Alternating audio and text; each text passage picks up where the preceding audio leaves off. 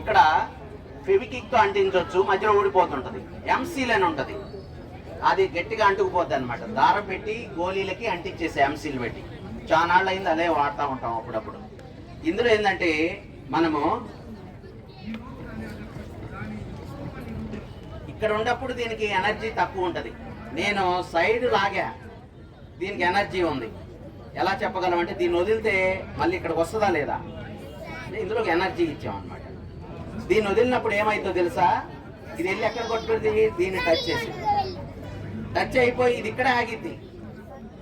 అప్పుడు ఆ ఎనర్జీని తీసుకొని ఇటు వెళ్తుంది అనమాట. మళ్ళీ ఇది ఇక్కడ దాకా వెళ్ళి ఏం జరిగింది, వచ్చి దీన్ని కొట్టింది, ఇది ఆగిపోద్ది. ఈ ఎనర్జీని ఇది తీసుకొని వెళ్తుంది అనమాట. అట్లా ఎనర్జీ ఎక్స్చేంజ్ అవుతుంటుంది. చూద్దాం అది ఎలా అవుతుందో, గేమ్ లాగా ఆడుకోవచ్చు అనమాట.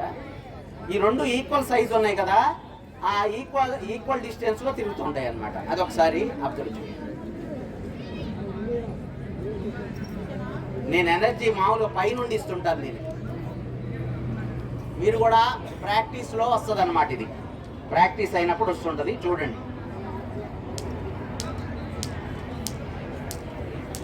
అది అక్కడ స్టేబుల్గా ఉంటుంది, రెండోది కొట్టి పంపిస్తుంది కదా, పంపిస్తుందా లేదా, మళ్ళీ చేద్దాం.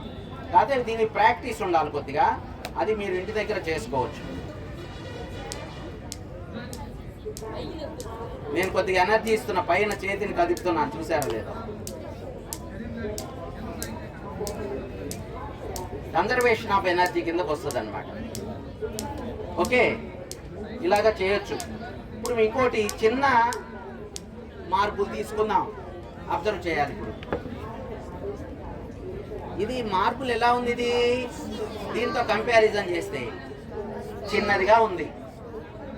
ఇది చిన్నదిగా ఉందా లేదా, దీంతో చేస్తే ఎలా ఉంటుందో ఒకసారి చూద్దాం. ఒకే హైట్ లో పెట్టుకోవాలి మనం.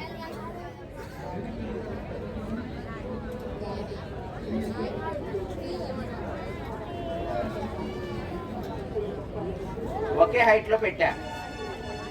ఇక్కడ బాగా గమనించాలి, దీనికేమో మాస్ తక్కువ, పదార్థం తక్కువ ఉంది, దీనికి ఎక్కువ ఉందన్నమాట. అప్పుడు ఏం జరుగుతుందో గమనించండి.